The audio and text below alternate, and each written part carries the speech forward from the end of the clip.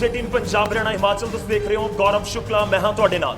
ਪੰਜਾਬ ਦੀ ਸਿਆਸਤ ਦੇ ਵਿੱਚ ਇਸ ਸਮੇਂ ਇਲੈਕਸ਼ਨ ਦਾ ਦੌਰ ਹੈ ਤੇ ਇਸ ਚੋਣਾਂ ਦੇ ਮੌਸਮ ਦੇ ਵਿਚਾਲੇ ਜ਼ਿਕਰ ਬਹੁਤ ਸਾਰੀਆਂ ਚੀਜ਼ਾਂ ਦਾ ਹੋ ਰਿਹਾ ਹੈ। ਇੱਥੇ ਈਡੀ ਦੇ ਛਾਪੇ ਵੀ ਪੈ ਰਹੇ ਨੇ। ਇੱਥੇ ਜ਼ਿਕਰ ਪੰਜਾਬ ਦੇ ਉਹਨਾਂ ਮੁੱਦਿਆਂ ਦਾ ਵੀ ਹੋ ਰਿਹਾ ਹੈ ਜੋ 2017 ਦੇ ਵਿੱਚ ਖੂਬ ਸੁਰਖੀਆਂ ਦੇ ਵਿੱਚ ਸੀ। ਖੈਰ ਸੁਰਖੀਆਂ ਦੇ ਵਿੱਚ 2017 ਦੇ ਵਿੱਚ ਵੀ ਆਮ ਆਦਮੀ ਪਾਰਟੀ ਸੀ ਤੇ 2022 ਦੇ ਵਿੱਚ ਵੀ ਹੈ। ਤੇ ਨਿਊਜ਼ 18 ਪੰਜਾਬ ਦੀ ਮੰਚ ਦੇ ਉੱਤੇ ਪਹਿਲੀ ਵਾਰ ਹੈ ਕਿ ਦਿੱਲੀ ਦੇ ਮੁੱਖ ਮੰਤਰੀ ਆਮ ਆਦਮੀ ਪਾर्टी के कौमी कन्वीनर अरविंद केजरीवाल जी और भगवंत मान जी पंजाब आम आदमी पार्टी के प्रधान ते नाल ही हुण मुख मंत्री का चेहरा दोवें इकट्ठे ने। बहुत बहुत स्वागत है सर तुहाडा। होने वाले मुख्यमंत्री बहुत बहुत मेहरबानी कह सकते हो। बिल्कुल शुरुआत करांगे, कोशिश करांगे पंजाब के लोगों के जिहड़े सवाल ने उन्हां दा जवाब लै सकीए। और क्योंकि आम आदमी पार्टी के दो सब तो वड्डे चेहरे अज साडे नाल मौजूद ने तो उम्मीद करते हैं कि हर सवाल का जवाब जरूर मिलेगा। मैं शुरुआत करदा केजरीवाल जी आपसे ही पहला सवाल। 2017 से 2022 आ गया और मेन ऑपोजिशन पार्टी 2017 में आप बन गए, आम आदमी पार्टी पंजाब में बन गई। इस बार मुख्यमंत्री के चेहरे के साथ उतर रहे हैं। मौजूदा स्थिति को आप कैसे देखते हैं और क्या आपको फर्क लग रहा है 2017 और 2022 में जब 20-25 दिन इलेक्शन में बाकी हों? मुझे लगता है कि दो बहुत बड़े फ़र्क हैं। एक तो ये कि 2017 में जब हम आए थे दिल्ली में हमारी नई नई सरकार बनी थी जी, 2 ही साल हुए थे। तो 2 साल में काम तो किए लेकिन उस लेवल के तब तक रिज़ल्ट नहीं आए थे। आज जब हम पंजाब के अंदर जगह 7 साल हो गए अब दिल्ली में सरकार चलाते चलाते, तो बहुत सारे काम किए हैं दिल्ली में, बिजली, पानी, स्कूल, अस्पताल। तो पंजाब में आज जब हम घर घर जाते हैं, कोने कोने में जाते हैं, तो लोग यही कहते हैं 3 चीज़ें तो पंजाब के कोने कोने में कहीं चले जाओ, किसी के भी घर चले जाओ, 3 बातें तो हर आदमी बोलता है। जी आपने दिल्ली में स्कूल अच्छे कर दिए, यहाँ भी कर देना हमारे बच्चों के लिए। आपने अस्पताल अच्छे कर दिए, यहाँ भी कर देना। आपने बिजली मुफ्त कर दी, 24 घंटे कर दी, यहाँ भी कर देना। तो एक तो ये बदलाव है कि लोग दिल्ली की तरफ देख रहे हैं कि जैसा अच्छा काम दिल्ली में वो यहाँ भी होना चाहिए। दूसरा बड़ा बदलाव है भगवंत मान आज हमारा बहुत पॉपुलर चेहरा बन गए हैं। आज मतलब हर पंजाबी, हमारे विरोधी भी, जिस दिन हमने इनको डिक्लेयर किया अकाली दल वालों के फ़ोन आए, कांग्रेस वालों के फ़ोन है जो बड़ा शानदार काम कर दिया, इस बार तो हम आप ही को वोट देंगे। सारी पार्टी वाले वोट दे रहे हैं इनको जी। मतलब मैं तो ये भी कहूँगा जब हमने टेलीफोन लाइन खोली जी तो सुखबीर बादल जी क्या बोले, सिद्धू साहब क्या बोले, यार देख लेना केजरीवाल भगवंत मान को नहीं बनाओगा। तो वो भी मांग कर रहे थे कि भगवंत मान को बनाओ। हो सकता है उन्होंने भी बटन दबाया हो उस दिन, फोन का मिस कॉल करी हो उन्होंने भी कि भगवंत मान को बनाओ। तो हमने सुखबीर बादल का भी सपना पूरा कर दिया, सिद्धू साहब का भी सपना पूरा कर दिया, चन्नी साहब का भी सपना पूरा कर दिया। मेरा छोटा वीर भगवंत मान हुण पंजाब दा सीएम बनूगा। पर ਤੁਸੀਂ ਇਹ ਸਮਝਦੇ ਹੋ ਸਰ ਕਿ ਪਿਛਲੀ ਵਾਰ ਇਹ ਕਮੀ ਰਹਿ ਗਈ ਸੀ ਆਮ ਆਦਮੀ ਪਾर्टी मतलब ਤੁਸੀਂ ਐਡਮਿਟ ਕਰਦੇ हो कि पिछली बार साढ़े तो एक कमी रह गई सी, ਅਸੀਂ सीएम चेहरा नहीं लाने। देखो हर चुनाव अलग चुनाव होता है, हर बार अलग अलग स्ट्रेटजी बनती है। तो पिछली बार एक स्ट्रेटजी के तहत गए थे, इस बार अलग स्ट्रेटजी के तहत गए हैं। पिछली बार और कई सारी गलतियां हुई थी जिससे हमने सीखा है जी। हर पार्टी सीखती है, हर आदमी सीखता है, तो हमने वो सीखा और इस बार उन गलतियों को हम नहीं दोहरा रहे।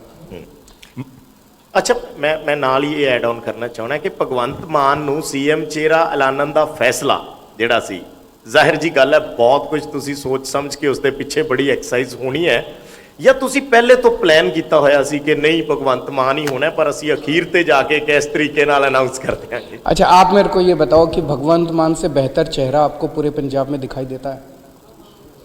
कोई नहीं दिखाई देता। तो चॉइस तो ठीक है ना। और दूसरी गल, कट्टर ईमानदार है, कट्टर ईमानदार है। 7 साल हो गए एमपी 7 साल हो गए एमपी बने हुए। आज आप पोल करा लो, एक आरोप इसके ऊपर लग गया हो कि इसने गलत काम किया। अब ये जो अपनी कंस्टिट्यूंसी है पंजाब में, तो लगभग सारे ही रेता चोरी करते हैं जो ये नेता हैं बड़े बड़े। भगवंत मान भी कर सकता था, ठेके में पैसे बांध सकता था, एमपी फंड में पैसे बांध सकता था, पता नहीं कितने पैसे कमा सकता था 7 साल में। किराए के मकान में रहता है बेचारा, इतने भी पैसे नहीं हैं। आज पंजाब को एक चीज़ की ज़रूरत है, वो है कट्टर ईमानदारी, कट्टर ईमानदारी। ਯਾਨੀ उसमें ਤੁਸੀਂ ਪਹਿਲੇ ਹੀ भगवंत ਸੋਚ मान, ਲਿਆ ਸੀ ਕਿ ਭਗਵੰਤ ਮਾਨ ਨੂੰ उस- ਬਣਾਉਣਾ ਹੈ, ਤੁਹਾਡੇ ਸ਼ਬਦਾਂ ਤੋਂ ਲੱਗ ਰਿਹਾ। मेरा तो जी छोटा वीर है तो मैं तो इसको बहुत प्यार करता हूँ, लेकिन मैंने नहीं चुना, जनता ने चुना। 21 लाख 21.5 लाख वोट आए, उसमें से 93% लोगों ने कहा कि जी इनको वोट दे दो। तो 93% लोगों ने कहा, तो इसका मतलब उसमें अकाली दल वाले भी आ गए, उसमें कांग्रेसी भी आ गए, सारे वोट पा रहे हैं इसको। ਨਿਊਜ਼ 18 ਪੰਜਾਬ ਦਾ ਇਹ ਟਾਊਨ ਹਾਲ ਹੈ ਔਰ ਅਸੀਂ ਬਹੁਤ ਸਾਰੀ ਆਡੀਅנס ਵੀ ਸਾਡੇ ਨਾਲ ਹੈ, ਅਸੀਂ ਉਹਨਾਂ ਤੋਂ ਵੀ ਸਵਾਲ ਲਵਾਂਗੇ। ਪਰ ਪਹਿਲਾਂ ਮੈਂ ਭਗਵੰਤ ਜੀ ਤੁਹਾਡਾ ਰੁਖ ਕਰਦਾ।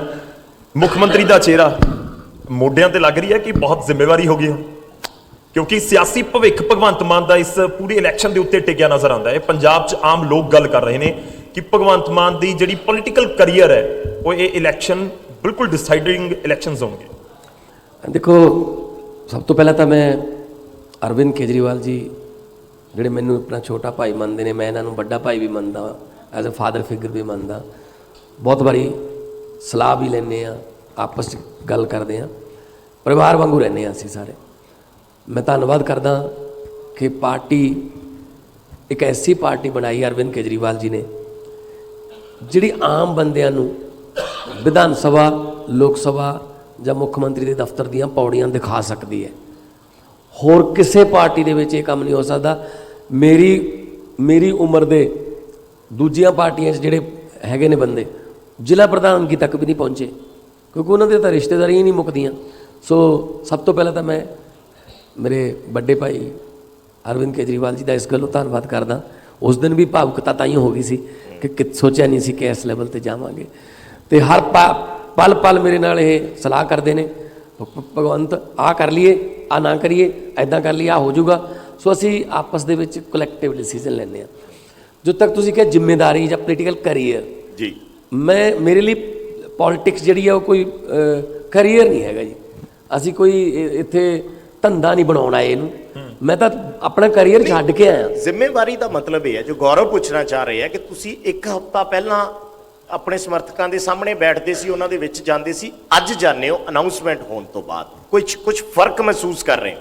ਦੇਖੋ, ਇਸ ਤਰ੍ਹਾਂ ਦਾ ਕੋਈ ਮੈਨੂੰ ਨਹੀਂ ਲੱਗਦਾ। ਮੇਰਾ ਤਾਂ ਪਹਿਲਾਂ ਵੀ ਮਕਸਦ ਉਹੀ ਸੀ ਕਿ ਜਿਹਨੂੰ ਮਰਜ਼ੀ ਚਿਹਰਾ ਲਾਉਣ ਦਿਓ, ਜਿਹਨੂੰ ਮਰਜ਼ੀ ਜ਼ਿੰਮੇਵਾਰੀ ਦੇ ਦਿਓ। ਮੇਰੀ ਤਾਂ ਡਿਊਟੀ ਭਾਵੇਂ ਪੋਸਟਰ ਚਿਪਕਾਉਣ ਦੀ ਲਾ ਦਿਓ ਜਾਂ ਲੁਧਿਆਣੇ ਦੇ ਜਗਰਾਉਂ ਚੌਂਕ 'ਚ ਖੜ ਕੇ ਝਾੜੂ ਲਹਿਰਾਉਣ ਦੀ ਲਾ ਦਿਓ, ਪਰ ਮੇਰਾ ਪੰਜਾਬ ਠੀਕ ਕਰ ਦਿਓ। ਮਾਨ ਸਾਹਿਬ ਮੇਰਾ ਮਕਸਦ ਇਹ ਹੈ ਕਿ ਮੇਰਾ ਪੰਜਾਬ ਠੀਕ ਹੋ ਜਾਵੇ। ਪੋਲੀਟੀਕਲ ਲੀਡਰ ਸਾਰੇ ਕਹਿੰਦੇ ਇਹੀ ਹੈ, ਪਰ ਜਦੋਂ ਅਹੁਦਾ ਨਹੀਂ ਮਿਲਦਾ ਫਿਰ ਰੁੱਸ ਵੀ ਜਾਂਦੇ। ਨਹੀਂ, ਮੈਂ ਤਾਂ ਨਹੀਂ ਰੁੱਸਿਆ ਕਦੇ। ਮੈਂ ਤਾਂ ਦੇਖੋ 7 ਸਾਲ ਹੋ ਗਏ। ਪਰ ਦੇਖੋ, ਜਦੋਂ ਇੱਕ ਮਿੰਟ ਵਿਜੇ, 7 ਸਾਲ ਹੋ ਗਏ, ਪਾਰਟੀ 'ਚ ਬਹੁਤ ਉਤਰਾਅ ਚੜ੍ਹਾਅ ਵੀ ਆਏ, ਕੁਝ ਲੋਕ ਛੱਡ ਕੇ ਚਲੇ ਗਏ ਜੀ, ਪਰ ਆਮ ਆਦਮੀ ਪਾਰਟੀ ਵੱਲੋਂ ਮੈਂ ਕਦੇ ਵੀ ਵਫਾਦਾਰੀ ਪੱਖੋਂ ਮੇਰੇ ਤੇ ਕੋਈ ਇੱਕ ਛੋਟਾ ਜਿਹਾ ਵੀ ਕੋਈ ਇਲਜ਼ਾਮ ਨਹੀਂ ਲੱਗਦਾ ਕਿ ਭਗਵੰਤ ਨੇ ਕਦੇ ਸੋਚਿਆ ਹੋਵੇ ਕਿ ਫਲਾਣੇ ਨਾਲ ਗੱਲ ਕਰ ਲਈ, ਫਲਾਣੇ ਨਾਲ। ਮੈਨੂੰ ਪਾਰਲੀਮੈਂਟ 'ਚ ਮਿਲਦੇ ਰਹਿੰਦੇ ਆ, ਮੈਨੂੰ ਮਜ਼ਾਕ 'ਚ ਕਹਿੰਦੇ ਰਹਿੰਦੇ ਆ, ਤੈਨੂੰ ਤੇਰੇ ਤੇ ਕਿਹੜਾ ਐਂਟੀ ਡਿਫੈਕਸ਼ਨ ਲਾਅ ਲਾਗੂ ਹੁੰਦਾ, ਸਾਡੇ ਵੱਲ ਆ ਜਾ, ਤੈਨੂੰ ਮੰਤਰੀ ਬਣਾ ਦਿੰਦੇ ਆ। ਉਹ ਮੈਂ ਕਿਹਾ ਜੀ ਮੈਂ ਲੋਕਾਂ ਦਾ ਹੀ ਬਣਾਇਆ ਹੋਇਆ, ਮੈਨੂੰ ਨਹੀਂ ਲੋੜ ਤੁਹਾਡੇ ਪੈਸਿਆਂ ਦੀ। ਸੋ ਮੈਂ ਤਾਂ ਉਹਨਾਂ ਨੂੰ ਇਹ ਸ਼ੇਅਰ ਸੁਣਾ ਦਿੰਦਾ ਹੁੰਦਾ ਕਿ ਆਪਣੇ ਵੱਲੋਂ ਤਾਂ ਦਰਿਆ ਵੱਡੇ ਘਰ ਜਾਂਦਾ ਹੈ, ਪਰ ਸਮੁੰਦਰ ਦੇ ਵਿੱਚ ਜਾ ਕੇ ਉਹ ਮਰ ਜਾਂਦਾ ਹੈ। ਗਰਦਨ ਸਿੱਧੀ ਰੱਖਣ ਦਾ ਮੁੱਲ ਤਾਰ ਰਹੇ ਹਾਂ, ਬੇਸ਼ਰਮਾਂ ਦਾ ਤਾਂ ਨੀਵੀਂ ਪਾ ਕੇ ਵੀ ਸਰ ਜਾਂਦਾ ਹੈ।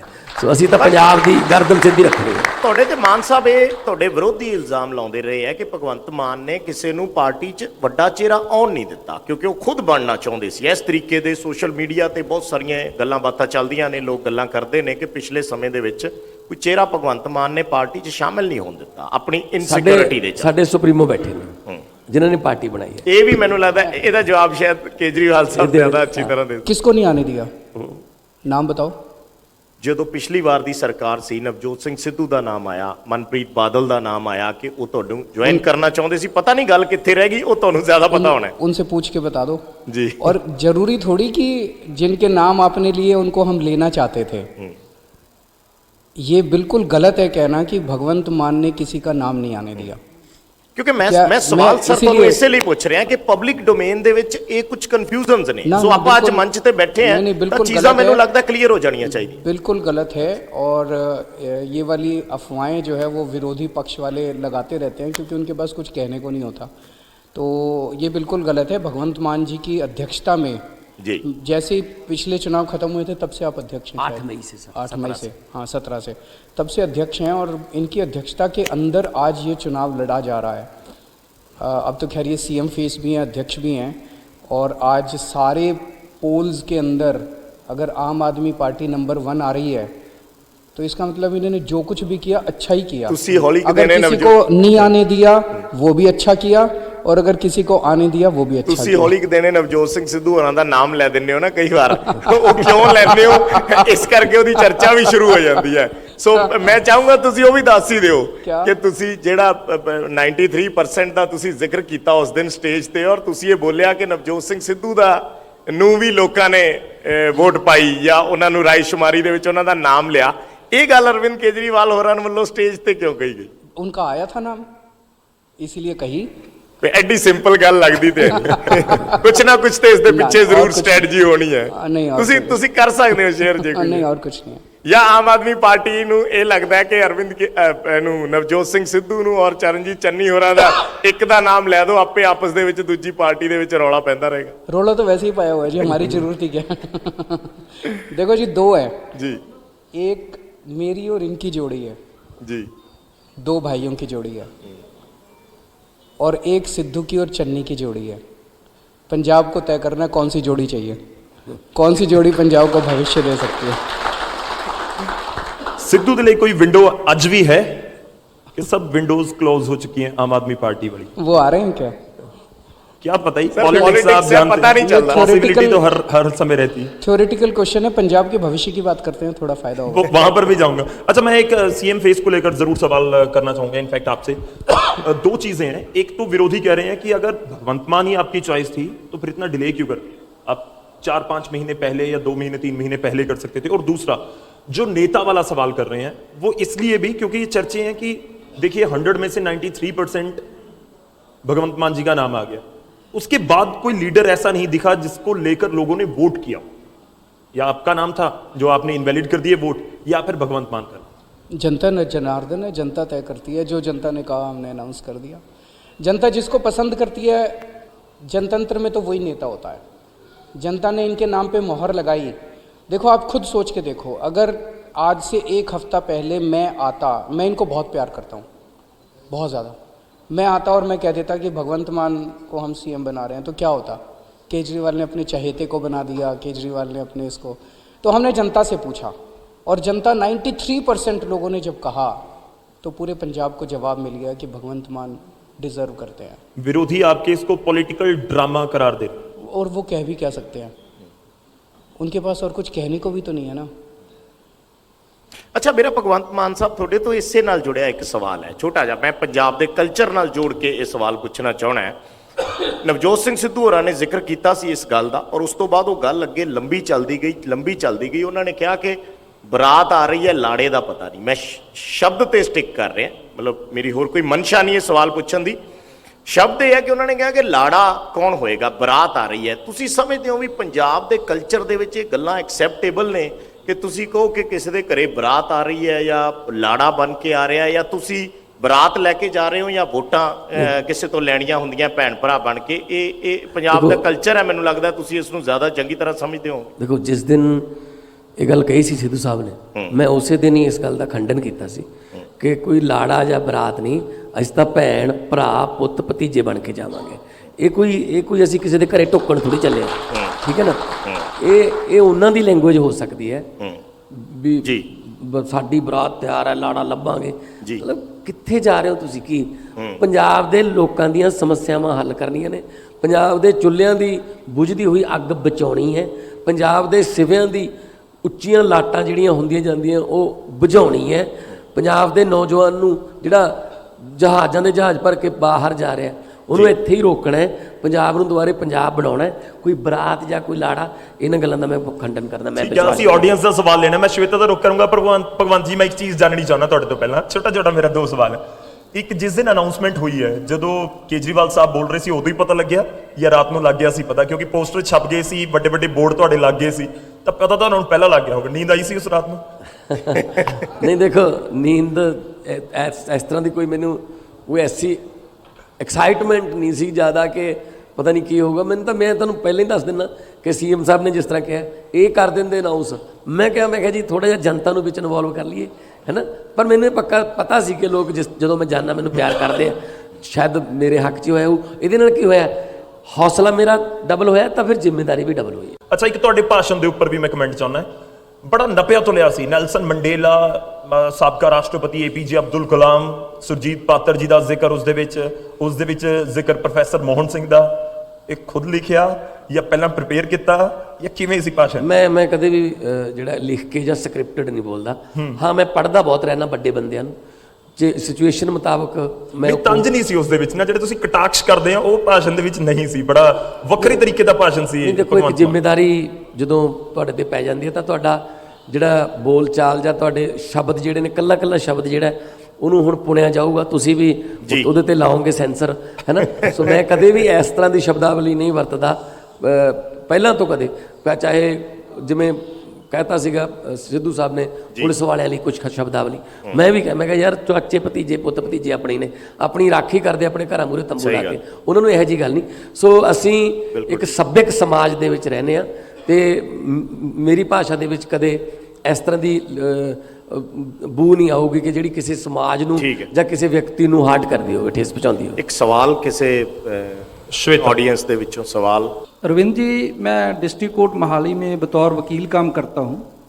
हमारे पास छोटे छोटे लड़कों के ऊपर कोई 10 ग्राम हीरोइन के किसी चीज़ के केस डाल दिए जाते हैं कि क्योंकि उनको नशा लेने का आदी बना दिया गया है। पिछली इलेक्शन में भी कैप्टन अमरिंदर सिंह ने कसम खाई थी कि हम नशा पंजाब से ख़त्म कर देंगे। आपके पास ऐसा क्या रोड मैप है कि पंजाब में नशा ख़त्म हो जाए और जो लड़के बच्चे नए आदी बना दिए गए हैं नशा लेने के, उनको रिहेबिलिटेट किया जाए और जो बड़े बड़े लोग हैं जो इसमें इन्वॉल्व हैं, जो पैसे कमा रहे हैं, उनके खिलाफ एक्शन लिया जाए और पंजाब नशा मुक्त बन जाए? बहुत वधिया वकील साहब सवाल है, बैठ जाओ।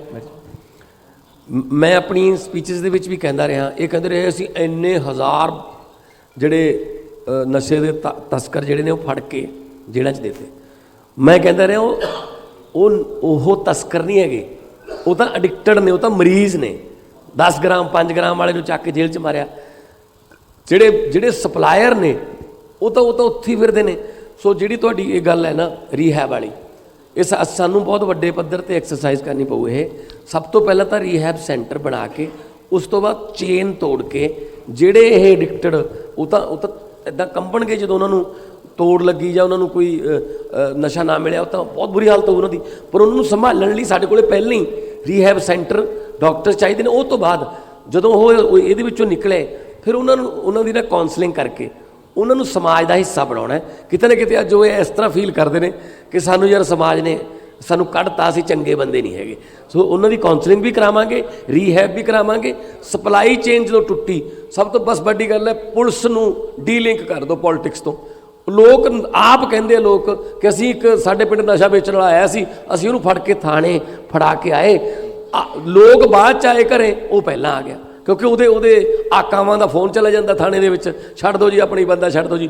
ਇਹ ਸਾਰਾ ਕੁਝ ਅਸੀਂ ਬਿਲਕੁਲ ਕਲੀਨ ਕਰਕੇ ਇਸ ਤਰ੍ਹਾਂ ਅਸੀਂ ਜਿਹੜਾ ਇਹਦਾ ਅਰਵਿੰਦ ਜੀ, ਤੁਹਾਡਾ ਤੇ ਐਡਮਿਨਿਸਟ੍ਰੇਟਿਵ ਤਜਰਬਾ ਹੈ ਇਸ ਚੀਜ਼ ਦੇ ਨਾਲ ਵੀ, ਤੁਸੀਂ 2-4 ਹੋਏ ਹੋਵੋਗੇ ਦਿੱਲੀ ਦੇ ਵਿੱਚ, ਕਿਸ ਤਰੀਕੇ ਨਾਲ ਮੈਨੇਜ ਕੀਤਾ ਇਹਨਾਂ ਚੀਜ਼ਾਂ ਨੂੰ ਤੁਸੀਂ, ਜਾਂ ਜਿੰਨੇ ਵੀ ਮਾਮਲੇ ਤੁਹਾਡੇ ਧਿਆਨ 'ਚ ਆਏ? सर, नीयत का सवाल है जो भी भगवान जी ने कहा जी। अगर आपकी नीयत नशा ख़त्म करने की है जी तो नशा ख़त्म हो सकता है, और अगर आपकी नीयत नौटंकी करने की है, अगर आप नशा करने वालों के साथ मिले हुए हो जी, तो आप क्या करोगे? एक फर्जी FIR कराओगे, दोषियों को मौका दोगे कि जाके एंटिसिपेटरी बेल ले लो, यही सब नौटंकी करोगे? 111 दिन मिले थे इनको, और उसके पहले 4.5 साल मिले कैप्टन साहब को। इन्होंने क्या किया? कुछ नहीं किया। क्यों? क्योंकि कहीं ना कहीं साठगांठ है सारों के अंदर। अगर हमारी नीयत साफ़ है, अगर हम करना चाहते हैं, तो इन्होंने फार्मूला बता दिया कि 2 लेवल पे एक्शन होगा। एक, रिहैबिलिटेशन सेंटर बनाएंगे जो कि बच्चों को रिहैबिलिटेट करेंगे, उनको स्किल देंगे और उनको जॉब्स दिलवाएंगे। दूसरे लेवल पे जो सप्लायर हैं, ढेरों बहुत बड़ा सप्लाई नेटवर्क है, इनकी अगर धरपकड़ शुरू कर दो आप। अगर हमारा मुख्यमंत्री ईमानदार है और ये नशा बेचने वालों से नहीं मिला हुआ, तो ये क्या करेगा, ये डीजीपी को बुला के बोलेगा कि 10 दिन के अंदर एक एक सप्लायर जेल के अंदर होना चाहिए। पुलिस को खुला हाथ दे दो आप, पुलिस सारे नेटवर्क को जानती है, एक एक पुलिस वाला जानता है, उनको खुला हाथ नहीं देते। जब कोई डीजीपी कहता है कि मैं इसको पकड़ लूं तो उस डीजीपी को बदल देते हैं। अभी हमने तमाशा देखा पंजाब का, 4 डीजीपी बदल दिए। क्यों बदल दिए? क्योंकि किसी को बचाना है, किसी को पकड़ना है। ये नहीं होगा, पंजाब के हक में काम होगा। मतलब एक्चुअल च लक तोड़ रहे हैं। एक्चुअल मैं इसी से जुड़ा एक सवाल जरूर जानना चाहूंगा। मैं अभी रिसेंटली एक इंटरव्यू में आपके देख रहा था, आप कह रहे थे कि 3 महीने में हम भ्रष्टाचार खत्म कर देंगे। नशे को लेकर प्लान है जो ये आप कह रहे हैं कि इंप्लीमेंट कितनी देर में हो सकता है? मुझे क्योंकि लगता पिछली है- बार दावा था 4 महीने का, कैप्टन साहब कह रहे थे 4 हफ्ते उन्होंने में। तो 1 महीना कहा था, 4 गुटका हफ्ते। साहब की 4 हफ्ते कहा था। मेरा अपना मानना है 3 से 6 महीने के अंदर, मैं ये भी अगर कहूँ 1 महीने में पूरा नेटवर्क खत्म हो जाएगा, समय लगेगा। 3 से 6 महीने के अंदर आपको देखने वाले नतीजे मिलने चालू हो जाएंगे, अच्छे नतीजे मिलने चालू हो जाएंगे 3 से 6 महीने के अंदर। और 17 और 22 में आपको नशे की स्थिति कैसी लगती है? वैसी की वैसी है, वैसी है वो तो। बढ़ाई है। नहीं, कोई कैप्टन कम- और कांग्रेस दावा करते हैं कि हमने बहुत एक्शन किया, वोट सेंटर्स बना दिए और एसटीएफ बना दी, उसने कार्रवाई की, बहुत सारे कार्रवाई? केसेस हुए, तो बहुत कम हो गया नशा। एक लिफाफा तो 5 साल खोला नहीं। कोर्ट कह रही है हमने कब कहा है ना खोलो, एसटीएफ ने जो लिफाफा बनाया था। और सबसे देखो पंजाब गुरुआं ਦੇ ਨਾਂ ਤੇ ਵਸਦਾ ਹੈ ਗੌਰਵ। ਸਾਡੇ ਹਰ ਰੋਜ਼ ਸਪੀਕਰਾਂ ਚੋਂ ਗੁਰੂ ਨਾਨਕ ਨਾਮ ਚੜ੍ਹਦੀ ਕਲਾ ਤੇਰੇ ਭਾਣੇ ਸਰਬੱਤ ਦਾ ਭਲਾ ਦਾ ਬਾਣੀ ਦਾ ਪ੍ਰਚਾਰ ਹੁੰਦਾ ਹੈ। ਅੰਮ੍ਰਿਤਸਰ ਸਾਡਾ ਸਭ ਤੋਂ ਪਵਿੱਤਰ ਸ਼ਹਿਰ ਹੈ ਜਿੱਥੇ ਦਰਬਾਰ ਸਾਹਿਬ। ਤੁਸੀਂ ਸੋਚ ਸਕਦੇ ਹੋ, ਮਤਲਬ ਹੈਰਾਨੀ ਦੀ ਹੱਦ ਹੈ ਕਿ ਅੰਮ੍ਰਿਤਸਰ ਦੇ ਵਿੱਚ ਇੱਕ ਨਸ਼ਾ ਛਡਾਊ ਕੇਂਦਰ ਹੈ, ਉਹ 'ਤੇ ਲਿਖਿਆ ਹੈ नशा छड़ाऊ केंद्र only for girls. Sir girls के लिए स्कूल होते थे, गर्ल्स के लिए सिलाई सेंटर होते थे।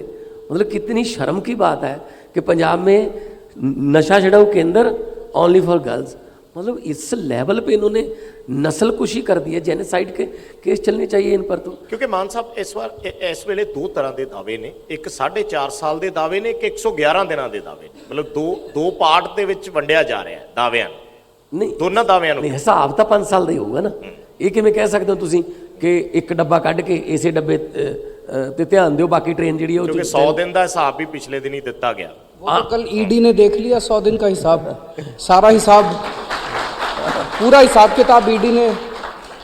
मेरे ख्याल से पंजाब को लूटने की जिस स्पीड पे काम किया है, इतनी स्पीड में तो पिछले वालों को भी पीछे छोड़ दिया इन्होंने।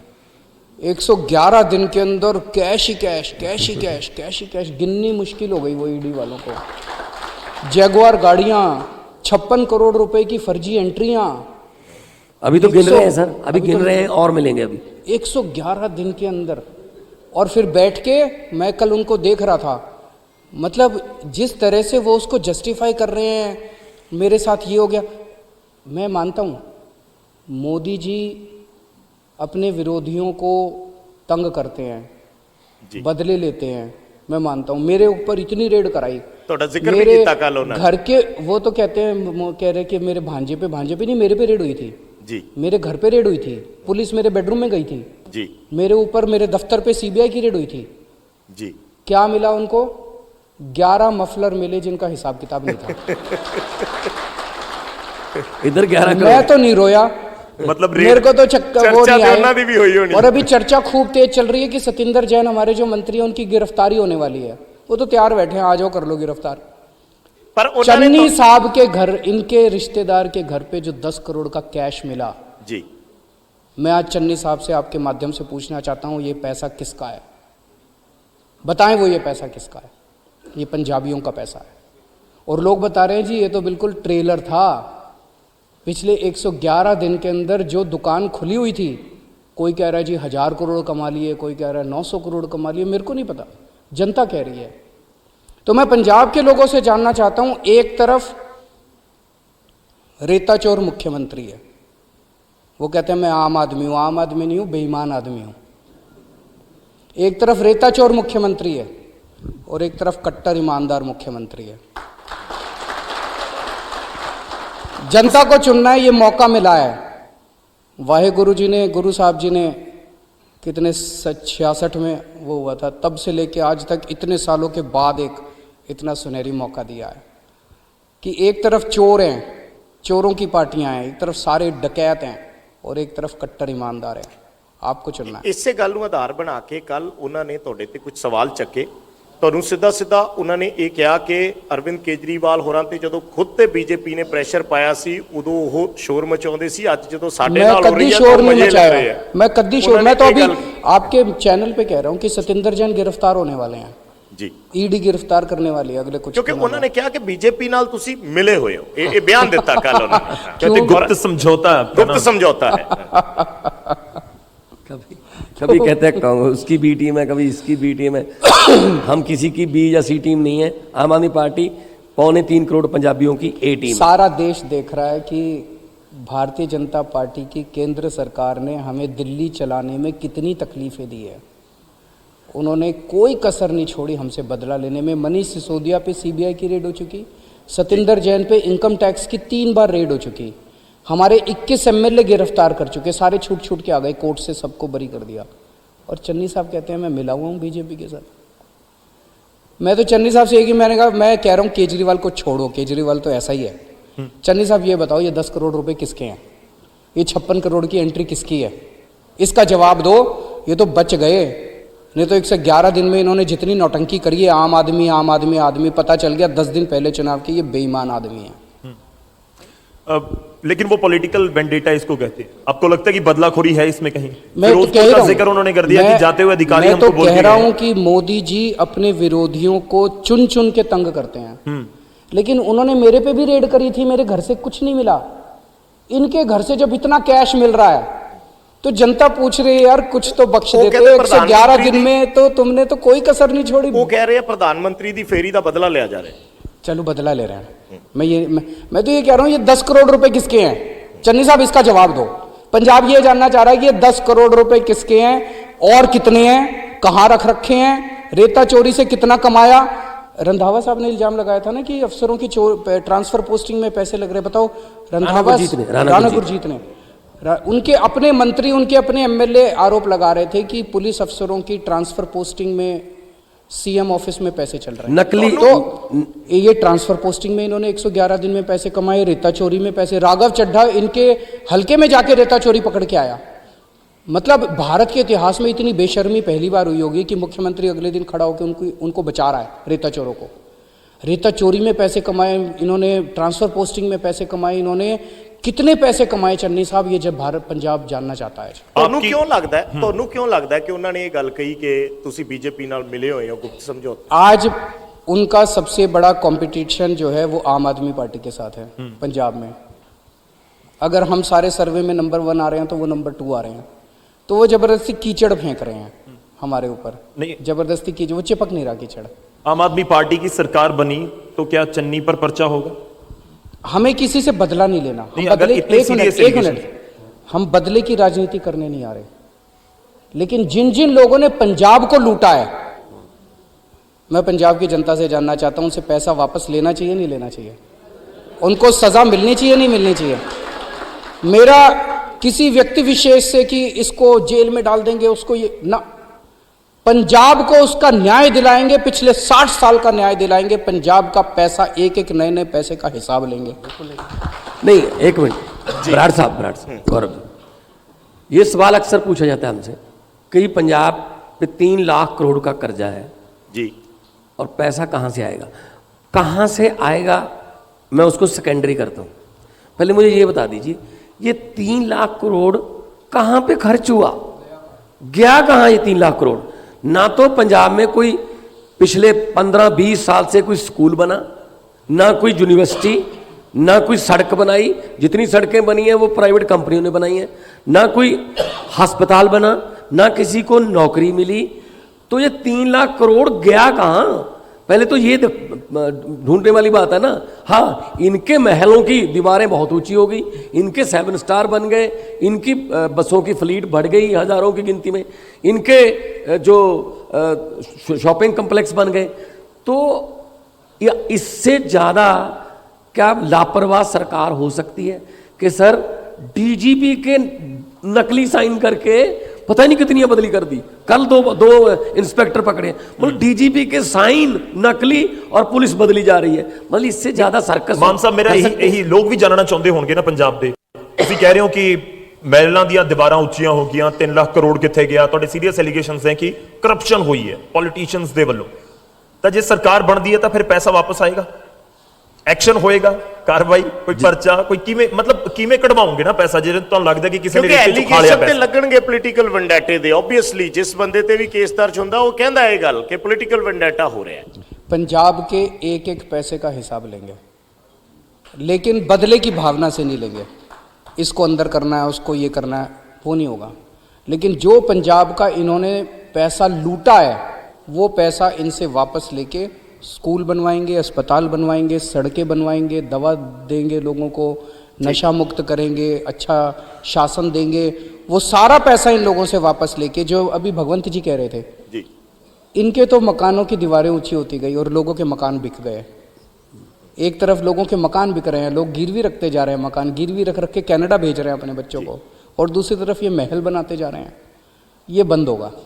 अब ईमानदार सरकार आएगी, कट्टर ईमानदार सरकार आ गई, पिछला भी हिसाब लेंगे और आगे अच्छा भविष्य बनाएंगे। ਮਾਨ ਸਾਹਿਬ ਕੁਝ ਕਹਿਣਾ ਚਾਹੁੰਦੇ? देखो पंजाब का बजट 1,70,000 करोड़ के लगभग, ਤਕਰੀਬਨ जे ज़्यादा ना करिए ਇਹਦਾ 5ਵਾਂ ਹਿੱਸਾ ਹੀ ਲਾ ਲਈਏ 20% ਕਰਪਸ਼ਨ 'ਚ ਜਾਂਦਾ ਹੈ, ਤਾਂ 34,000 ਕਰੋੜ 34,000 ਕਰੋੜ ਰੁਪਈਆ ਕੱਲੀ ਕਰਪਸ਼ਨ ਦੀ ਲੀਕੇਜ ਰੋਕ ਕੇ ਖਜ਼ਾਨੇ 'ਚ ਆ ਸਕਦਾ ਹੈ। ਰੇਤੇ ਦਾ ਜਿਹੜਾ ਲੀਕੇਜ ਹੈ ਖਜ਼ਾਨੇ 'ਚ ਆ ਸਕਦੀ ਹੈ ਜੀ, ਤੇ ਜਿਹੜੀ ਟਰਾਂਸਪੋਰਟ ਦੀ ਲੀਕੇਜ ਹੈ ਖਜ਼ਾਨੇ 'ਚ ਆ ਸਕਦੀ ਹੈ। ਅਸੀਂ ਕਰਜ਼ਾ ਉਤਾਰਾਂਗੇ ਵੀ, ਖਜ਼ਾਨਾ ਭਰਾਂਗੇ ਵੀ, ਲੋਕਾਂ ਨੂੰ ਸਹੂਲਤਾਂ ਵੀ ਯਾਨੀ ਦੇਵਾਂਗੇ। ਤੁਸੀਂ ਇਸ ਗੱਲ ਦੇ ਹਾਮੀ ਹੋ ਵੀ ਕਾਰਪੋਰੇਸ਼ਨ ਬਣਨੀਆਂ ਚਾਹੀਦੀ, ਮੈਂ ਕਿਹਾ ਜੀ ਪੰਜਾਬ ਰੇਤ ਦੀ ਹੋਵੇ, ਪੰਜਾਬ ਦੇ ਜਿੰਨੇ ਸੋਰਸਸ ਨੇ ਇਨਕਮ ਦੇ ਉਹ ਸਾਰੇ ਇਹਨਾਂ ਨੇ ਗ੍ਰੈਬ ਕਰ ਰੱਖੇ ਨੇ। ਉਹ ਉਹਨਾਂ ਦਾ ਮੂੰਹ ਜਿਹੜਾ ਲੀਡਰਾਂ ਦੇ ਘਰਾਂ ਵੱਲ ਹੈ, ਉਹ ਸਮਝਣ ਦਾ, ਉਹਦਾ ਮੂੰਹ ਖਜ਼ਾਨੇ ਵੱਲ ਕਰ ਖਜ਼ਾਨੇ ਵੱਲ ਦੋ, ਹੋਣਾ ਸਭ ਕੁਝ ਠੀਕ ਹੋ ਜਾਊਗਾ।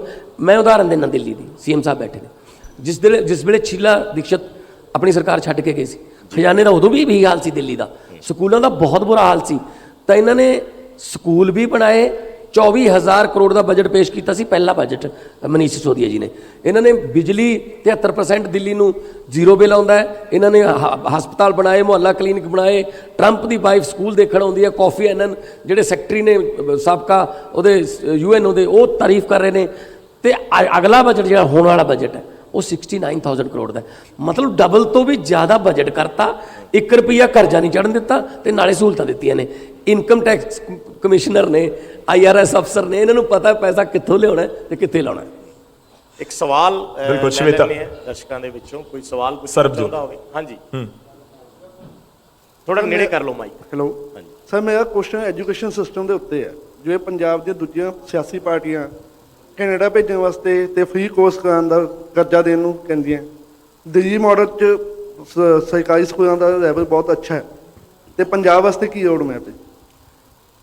ਬਿਲਕੁਲ ਸਹੀ ਗੱਲ ਤੁਸੀਂ ਦੱਸੀ ਕਿ ਮੈਂ ਬਹੁਤ ਉਸ ਦਿਨ ਮੈਨੂੰ ਹੈਰਾਨਗੀ ਹੋਈ, ਦੁੱਖ ਵੀ ਹੋਇਆ ਜਿਸ ਵੇਲੇ ਸੁਖਬੀਰ ਬਾਦਲ ਜੀ ਨੇ ਕਿਹਾ ਸਟੇਜ ਤੇ ਕਿ ਅਸੀਂ ਬਾਹਰਲੇ ਮੁਲਕਾਂ ਦੇ ਵਿੱਚ ਬੱਚਿਆਂ ਨੂੰ ਪੜ੍ਹਨ ਵਾਸਤੇ 10-10 ਲੱਖ ਦਾ ਕਰਜ਼ਾ ਦਿਆ ਕਰਾਂਗੇ ਕਿ ਤੁਸੀਂ ਚਲੇ ਜਾਓ ਇੱਥੋਂ। ਇੱਥੇ ਨਹੀਂ ਰੱਖਣੇ, ਇੱਥੇ ਨੌਕਰੀ ਦੇਣ ਦਾ ਵਾਅਦਾ ਨਹੀਂ ਕਰਨਾ, ਬਾਹਰ ਭੇਜਣੇ ਨੇ। ਅਸੀਂ ਉਲਟਾ ਕਹਿ ਰਹੇ ਹਾਂ, ਇਹਨੂੰ ਬ੍ਰੇਨ ਡਰੇਨ ਕਹਿ ਰਹੇ ਹਾਂ।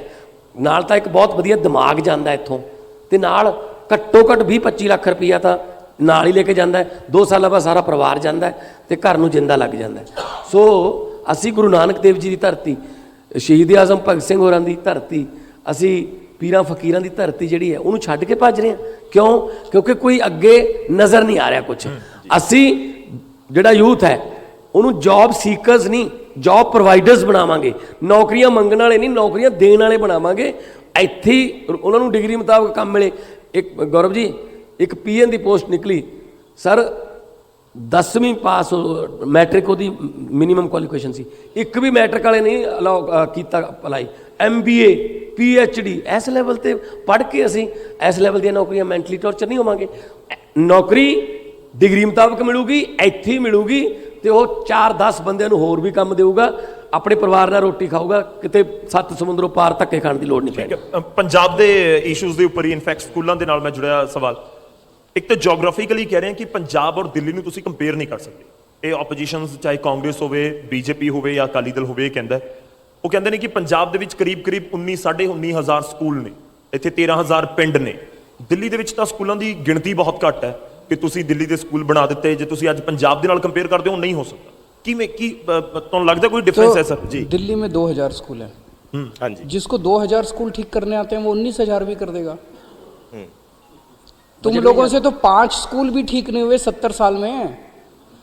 आज भी आप देख लो जी। जब मैं और भगवंत मान जी घूमते हैं पूरे पंजाब में, हम क्या कहते हैं? हमें वोट दो, हम स्कूल ठीक करेंगे। जी। जैसे दिल्ली में स्कूल ठीक करे, ऐसे यहाँ भी स्कूल ठीक करेंगे। कांग्रेस कहती है कि हमें वोट दो, हम स्कूल ठीक करेंगे? नहीं कहती। बादल साहब कहते हैं कि हमें वोट दो, स्कूल ठीक करेंगे? नहीं कहते। जब उन्होंने इतने सालों में ठीक नहीं करे, 19 साल तक बादल परिवार की सरकार थी, 26 साल तक कांग्रेस की सरकार थी, उन्होंने 5 स्कूल ठीक नहीं करे 19 साल में बादलों ने। 26 साल में कांग्रेस ने 5 स्कूल ठीक नहीं करे। हमने तो 5 साल में 2000 स्कूल ठीक कर दिए। तो पंजाब में 5 साल में 19,000 स्कूल भी ठीक कर देंगे। पहली चीज़। दूसरी चीज़ मैं आपको बता दूं, जैसे मैं एक आदमी आया अभी थोड़े दिन पहले मेरे पास, एससी भाईचारे का था जी। तो मैंने उनसे पूछा कि किसको वोट दोगे? बोले जी आपको। मैंने कहा क्यों? जी। चन्नी साहब तो कहते हैं कि मैं भी एससी भाईचारे का हूँ, सारे एससी भाईचारे वाले मेरे को वोट दो। जी। कहते हैं साहब आपने स्कूल जिस तरह से ठीक कर दिए ना, अगर हमारे पंजाब के स्कूल अच्छे हो गए तो हमारा भविष्य सुधर जाएगा। और स्कूल केवल आपको ही ठीक करने आते हैं, इनको ठीक करने नहीं आते। तो मैं वोट तो आपको ही दूंगा। और कहता है हमारे इलाके में सारे एससी भाईचारे के लोग आप ही को वोट दे रहे हैं क्योंकि वो अपने बच्चों का भविष्य बनाना चाहते हैं। आप पंजाब का भविष्य बनाओगे। ਪਰ ਤੁਸੀਂ ਸਕੂਲਾਂ ਦੇ ਨਾਲ ਹੀ ਚਲੋ ਇਹ ਗੱਲ ਜੁੜ ਕੇ ਆ ਗਈ। ਵੈਸੇ ਸੈਪਰੇਟ ਕੁਐਸਚਨ ਸੀ, ਮੈਂ ਪੁੱਛਣਾ ਚਾਹ ਰਿਹਾ ਸੀ, ਤੁਸੀਂ ਛੇੜ ਲਿਆ, ਆਪਾਂ ਇਸ ਨੂੰ ਥੋੜਾ ਜਿਹਾ ਅੱਗੇ ਵਧਾ ਲੈਂਦੇ ਆ। ਤੁਹਾਨੂੰ ਕੀ ਲੱਗਦਾ ਜਦੋਂ ਚਰਚਾ ਹੁੰਦੀ ਹੈ ਪੰਜਾਬ 'ਚ ਅੱਜਕੱਲ੍ਹ ਕਿ ਹਿੰਦੂ vote bank, SC vote bank, ਸਿੱਖ ਚਿਹਰਾ, ਜੇ ਵੱਖ-ਵੱਖ ਪਾਰਟੀਆਂ ਦੇ ਕਿਸੇ ਦਾ ਵੀ ਚਿਹਰਾ ਹੋਵੇ, ਤੁਸੀਂ ਮੰਨਦੇ ਹੋ ਕਿ ਇਸ ਤਰੀਕੇ ਨਾਲ ਵੰਡੀਆਂ ਹੋਈਆਂ ਚੀਜ਼ਾਂ ਇਹ ਹੈ ਨੇ ਔਰ ਇਹਨਾਂ ਦਾ ਇਲੈਕਸ਼ਨ ਦੇ ਵਿੱਚ ਅਸਰ ਹੁੰਦਾ ਹੈ ਜਾਂ ਹੋਏਗਾ मैं 2022 'ਚ? सबको कहना चाहता हूँ जी। ये पार्टियां आपको बांटती हैं। एक पार्टी कहती है कि फलाना फलाना सिख हमारा जी। वोट बैंक, दूसरी पार्टी कहती है हिंदू हमारा वोट बैंक, तीसरी पार्टी कहती है एससी हमारा वोट बैंक। हमारा 3 करोड़ पंजाबी हमारा वोट बैंक है। हिंदू भी हमारा वोट बैंक है, एससी भी हमारा वोट बैंक है, पंजाबी भी हमारा वोट बैंक है। हम स्कूल ठीक करेंगे, उसमें हिंदुओं के बच्चे भी जाएंगे, उसमें सिखों के बच्चे भी जाएंगे, उसमें एससी के बच्चे भी जाएंगे, उसमें गरीब के बच्चे भी जाएंगे, उसमें अमीर के बच्चे भी जाएंगे, उसमें इस जाति के बच्चे भी जाएंगे, उस जाति के बच्चे भी जाएंगे, क्रिश्चियन भी जाएंगे, जैन भी जाएंगे। हर धर्म के बच्चों के लिए काम करेंगे हम, पंजाब के भविष्य के लिए काम करेंगे हम लोग। ਚਲੋ ਇੱਕ ਆਡੀਅנס ਤੋਂ ਸਵਾਲ ਅਸੀਂ ਲੈਨੇ ਆ। सर मेरा सवाल ये है कि मैं एक मुख्यमंत्री के हलके से हूँ, एक छोटे से गांव से हूँ। हमारे गांव में ना एक अस्पताल नहीं है। चमकौर साहब से? हाँ जी, हाँ जी। अच्छा। गांव से हूँ। हमारे अस्पताल तो है पर लेकिन उसमें सुविधा कोई नहीं है। तो अगर कोई बीमार हो जाए, बुजुर्ग बीमार हो जाए या कोई महिला प्रेग्नेंट हो, उसको लेकर जाना हो और शहर में जाना पड़ता है। गांव में कोई है नहीं, उसका सुविधा केंद्र नहीं है, अच्छे से नहीं है। अगर है तो उसमें कोई दवाई नहीं मिलती। तो आप आम आदमी पार्टी उसके लिए क्या सुविधा लेकर आ सकती है? चमकौर साहब से चन्नी साहब 2007 से एमएलए हैं। Thank you. 2007 से 15 साल हो गए। 15 साल में जो शख्स एक हल्का ठीक नहीं कर सका 15 साल में, वो पंजाब कैसे ठीक करेगा? एक गांव के, मैं तो नहीं बोला, ये तो खुद ही बोल रही हैं कि उस गांव, उस पिंड के अंदर एक दवाखाना नहीं है, एक अस्पताल नहीं है, एक डिस्पेंसरी नहीं है। तो बहन जी आप दिल्ली गए हो कभी? माइक दिल्ली गए हो? माइक दे दो। हाँ सर, दिल्ली तो गए हैं पर अस्पताल नहीं देखे मैंने कभी। वो वाले अभी यूट्यूब पर मैंने देखा है, सभी कुछ देखा है। मोहल्ला क्लिनिक खोले हमने वहाँ पे। हाँ जी सर। मोहल्ला क्लिनिक में क्या होता है कि 2-3 कमरे का एक छोटा सा अस्पताल होता है, उसमें डॉक्टर बैठते हैं, सारी दवाइयाँ मुफ्त होती हैं, डॉक्टर मुफ्त होता है। तो जितनी भी छोटी छोटी बीमारियाँ हैं सर्दी जुकाम बुखार ये वो है, जितनी भी बीमारियां हैं उनका सारा इलाज मोहल्ला क्लिनिक में होता है। तो एक तो हम पंजाब में पिंड क्लिनिक खोलेंगे, वैसे जैसे वहाँ मोहल्ला क्लिनिक है, यहाँ पे हर पिंड में एक एक क्लिनिक खोलेंगे और हर वार्ड में एक एक क्लिनिक शहर में। तो 16,000 यस सर। मोहल्ला क्लिनिक और पिंड क्लिनिक खोलेंगे। दूसरा उसके ऊपर फिर एक पॉलीक्लिनिक होता है दिल्ली में, अभी हमने बनाए हैं, उसमें 8 किस्म के डॉक्टर बैठते हैं। गायनी का अलग होता है, बच्चों का अलग होता है, अलग अलग किस्म के 8 किस्म के डॉक्टर होते हैं। वो खोलेंगे हम लोग ब्लॉक लेवल पे, और उसके बाद बड़े बड़े अस्पताल होंगे, उनको ठीक करेंगे। तो दिल्ली में ये सब छोड़ो, कितने क्लिनिक खोलेंगे उससे आपको क्या लेना देना। हाँ जी सर। एक गारंटी दे रहे हैं हम लोग। Yes sir. अभी तक तो मैं कहता था केजरीवाल की गारंटी, अब केजरीवाल और भगवंत मान की गारंटी दे रहे हैं। तो दिल्ली में हमने 2 करोड़ दिल्ली वालों को गारंटी दी है कि अगर आपके घर में कोई बीमार हुआ, उसका सारा इलाज, अच्छा इलाज हाँ जी मुफ्त देगी सरकार। जी सर, थैंक यू। वो 3 करोड़ पंजाबियों को भी आज हम गारंटी दे रहे हैं। सरकार बनेगी, समय लगेगा, ऐसा नहीं कि आज बनेगी और कल हो जाएगा, 2 साल 3 साल, लेकिन अगले चुनाव के पहले पहले आपको पंजाब के अंदर इतनी शानदार अस्पताल, मोहल्ला क्लिनिक और इसकी व्यवस्था मिलेगी। और अगर हम ना करें तो अगली बार वोट मत देना हमको। Thank you sir. सही कहा मैंने मान साहब, ਬਿਲਕੁਲ ਸਹੀ ਹੈ। ਅਰਵਿੰਦ ਜੀ, ਇਹਨਾਂ ਚੀਜ਼ਾਂ ਨੂੰ ਲੈ ਕੇ ਜਦੋਂ ਵੀ ਪੰਜਾਬ ਦੇ ਵਿੱਚ ਤੁਸੀਂ ਇਹਨਾਂ ਚੀਜ਼ਾਂ ਦਾ ਜ਼ਿਕਰ ਕਰਦੇ ਹੋ ਜਾਂ ਇਸ ਤਰੀਕੇ ਦੇ ਐਲਾਨ ਹੁੰਦੇ ਆ, ਤਾਂ ਤੁਹਾਨੂੰ ਇਹ ਸਵਾਲ ਵਾਪਸ ਪੁੱਛਿਆ ਜਾਂਦਾ ਹੈ ਕਿ ਤੁਸੀਂ ਦਿੱਲੀ ਦੇ ਵਿੱਚ ਫੋਰ ਐਗਜ਼ਾਮਪਲ ਜਿਹੜੀਆਂ ਪਿਛਲੇ ਦਿਨੀ ਤੁਸੀਂ ਗਰੰਟੀਆਂ ਦਿੱਤੀਆਂ, ਮਹਿਲਾਵਾਂ ਨੂੰ ਇੰਨੇ ਪੈਸੇ ਦੇਵਾਂਗੇ, ਉਹਨਾਂ ਨੇ ਕਿਹਾ ਕਿ ਪਹਿਲਾਂ ਤੁਸੀਂ ਦਿੱਲੀ 'ਚ ਲਾਗੂ ਕਰੋ, ਇੱਥੇ ਆ ਕੇ ਤੁਸੀਂ ਐਲਾਨ ਕਰ ਰਹੇ ਹੋ, ਪਰ ਉੱਤੇ ਤੁਸੀਂ, ਤੁਹਾਡੀ ਸਰਕਾਰ ਹੈ, ਤੁਸੀਂ ਕਰ ਸਕਦੇ ਹੋ। ਉਹਦਾ ਕੀ ਜਵਾਬ ਹੈ? तो हमने दिल्ली में स्कूल अच्छे करे, जी कर सकते हैं यहाँ पे। दिल्ली में अस्पताल अच्छे करे, जी कर सकते हैं यहाँ पे। दिल्ली में बिजली अच्छी करी, 24 घंटे यहाँ भी कर सकते हैं। जी दिल्ली में बिजली फ्री कर दी, यहाँ भी कर सकते हैं। तो दिल्ली में बहुत सारे काम करे, वो यहाँ कर सकते हैं। अब कई सारे काम पंजाब में पहली बार करेंगे, वो फिर दिल्ली लेके जाएंगे। क्योंकि रिवर्स हो गए। जी भाई गौरव जी, जी जी आज एक चीज बस मैं कहना आज दिल्ली मॉडल पूरे देश के अंदर चर्चा हो रही है। जी कल भगवंत मान एक पंजाब मॉडल बनाएगा जिसकी पूरी दुनिया के अंदर चर्चा होगी। भगवान ਕਿਉਂਕਿ ਮੈਂ ਇਹੀ ਗੱਲ ਕਹਿਣਾ ਚਾਹੁੰਦਾ ਸੀ ਜੋ ਅਰਵਿੰਦ ਜੀ ਨੇ ਕਹੀ ਹੈ। ਪੰਜਾਬ ਇੱਕ ਫੁੱਲ ਸਟੇਟ ਹੈ, ਫ੍ਰੀ ਸਟੇਟ ਹੈ, ਇੱਥੇ ਜ਼ਿਆਦਾ ਕੰਮ ਕਰ ਸਕਦੇ ਆ। ਦਿੱਲੀ 'ਚ ਤਾਂ ਕਾਫੀ ਦਿੱਕਤਾਂ ਨੇ, ਐਲਜੀ ਉੱਥੇ ਦੀਆਂ, ਸੀਮਿਤ ਪਾਵਰਸ ਨੇ ਤੁਹਾਡੇ ਕੋਲ। ਡੀਡੀਏ ਵੀ ਇੱਕ ਸਰਕਾਰ ਹੈ, ਐਮਸੀਡੀ ਵੀ ਇੱਕ ਸਰਕਾਰ ਹੈ, ਐਲਜੀ ਵੀ ਇੱਕ ਸਰਕਾਰ ਹੈ। ਬਲਕਿ ਹੁਣ ਤਾਂ ਲੋਕ ਸਭਾ 'ਚ ਪਾਸ ਕਰਾ ਲਿਆ ਕਿ ਸਰਕਾਰ ਦਾ ਮਤਲਬ ਐਲਜੀ ਹੈ, ਠੀਕ ਹੈ ਨਾ, ਚੁਣੇ ਹੋਏ ਬੰਦਿਆਂ ਦਾ ਉਹਨਾਂ ਨੇ ਮਜ਼ਾਕ ਉਡਾਇਆ। ਸੋ ਪੰਜਾਬ ਤਾਂ ਬਹੁਤ ਵੱਡਾ ਮਾਡਲ ਬਣ ਸਕਦਾ ਹੈ। ਠੀਕ ਹੈ ਪ੍ਰੋਫੈਸਰ ਮੋਹਨ ਸਿੰਘ ਨੇ ਕਿਹਾ ਸੀ ਜੀ ਕਿ ਭਾਰਤ ਹੈ ਵਾਂਗ ਮੁੰਦਰੀ ਵਿੱਚ ਨਗ ਪੰਜਾਬ ਦਾ, ਨਗ ਤੋਂ ਬਿਨਾਂ ਮੁੰਦਰੀ ਜੱਚਦੀ ਨਹੀਂ। ਹੁਣ ਨਗ ਦਾ ਕੀ ਹਾਲ ਕਰ ਰੱਖਿਆ ਸਾਰਿਆਂ ਨੂੰ ਪਤਾ ਹੈ। ਕਿਤੇ 1 ਨੰਬਰ ਤੇ ਹੁੰਦੇ ਸੀ, ਕਿਤੇ ਪੰਜਾਬ ਫੌਜ ਦੇ ਵਿੱਚ ਭਰਤੀ ਹੋਣ ਲਈ, ਫੌਜ ਦੇ ਜਰਨੈਲਾਂ ਲਈ ਮਸ਼ਹੂਰ, ਛਿੰਝਾਂ ਲਈ ਮਸ਼ਹੂਰ, ਕਬੱਡੀਆਂ ਲਈ ਮਸ਼ਹੂਰ, ਗਿੱਧਿਆਂ ਭੰਗੜਿਆਂ ਲਈ ਮਸ਼ਹੂਰ, ਕੁਰਬਾਨੀਆਂ ਲਈ, ਠੀਕ ਹੈ ਨਾ। ਅੱਜ ਅਸੀਂ ਬਾਹਰਲੇ ਮੁਲਕ ਨੂੰ ਭੱਜਣ ਲਈ ਸਭ ਤੋਂ ਵੱਧ ਬੀਜੇ ਪੰਜਾਬੀਆਂ ਨੂੰ ਹੈ ਜੀ। ਅੱਜ ਜਿਹੜੇ ਨੌਜਵਾਨ ਹੈ ਉਹ ਧਰਨੇ, ਕੋਈ ਟੈਂਕੀ ਤੇ ਚੜਿਆ ਬੈਠਾ ਹੈ, ਕੋਈ ਟਾਵਰ ਤੇ ਚੜਿਆ ਬੈਠਾ ਹੈ। ਜੀ ਸੋ ਇਹ ਪੰਜਾਬ ਨਹੀਂ ਹੈਗਾ। ਪੰਜਾਬ ਬਹੁਤ ਉਦਾਸ ਹੈ ਅੱਜ ਦੀ ਡੇਟ 'ਚ। ਇੰਨਾ ਉਦਾਸ ਪੰਜਾਬ ਕਦੇ ਨਹੀਂ ਦੇਖਿਆ ਸੀ। ਪੰਜਾਬੀ ਹਸਮੁਖ ਨੇ, ਪਰ ਆਪਾਂ ਰੰਗਲਾ ਪੰਜਾਬ ਬਣਾਉਣਾ ਮੈਂ ਹੈ। ਤੀਸਰੀ ਚੀਜ਼ ਤੇ ਵੀ ਆ ਰਿਹਾ ਅਰਵਿੰਦ ਜੀ, 2 ਚੀਜ਼ਾਂ ਦਾ ਤੁਸੀਂ ਜ਼ਿਕਰ ਕੀਤਾ, ਹੈਲਥ, ਐਜੂਕੇਸ਼ਨ। ਕੋਈ ਵੀ ਵਿਅਕਤੀ ਜਿਹੜਾ ਟੈਕਸ ਭਰਦਾ ਹੈ, ਮੈਂ ਟੈਕਸ ਭਰਦਾ, ਮੈਂ 3 ਚੀਜ਼ਾਂ ਸਰਕਾਰ ਤੋਂ ਐਕਸਪੈਕਟ ਕਰੂੰਗਾ, ਹੈਲਥ, ਐਜੂਕੇਸ਼ਨ ਤੇ ਸੋਸ਼ਲ ਸਿਕਿਉਰਿਟੀ।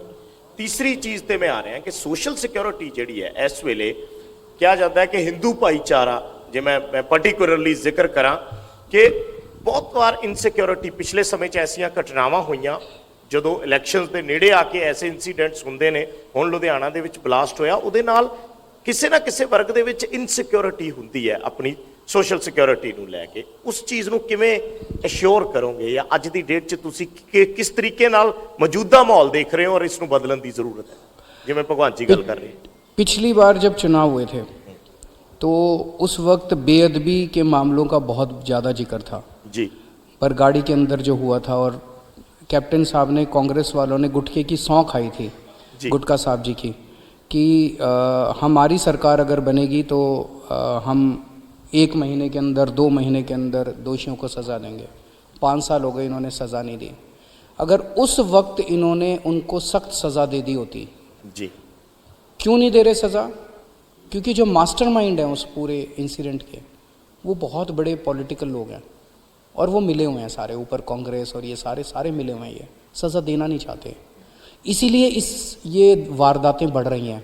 अभी चन्नी साहब के दौरान तो कई इस किस्म की वारदातें सुनने हैं, दरबार साहब जी के अंदर हुआ और भी इधर उधर सुनने को लगे। जी लुधियाना के अंदर बॉम्ब ब्लास्ट हो गया, जी और रोज़ सुनते हैं कहीं पे टिफ़िन बॉम्ब मिल गया, कहीं पे ये मिल गया, कहीं पे असला मिल गया। तो एक आम हिंदू भी बहुत इनसिक्योर फील कर रहा है और एक आम पंजाबी भी बहुत इनसिक्योर फील कर रहा है कि ये हो क्या रहा है।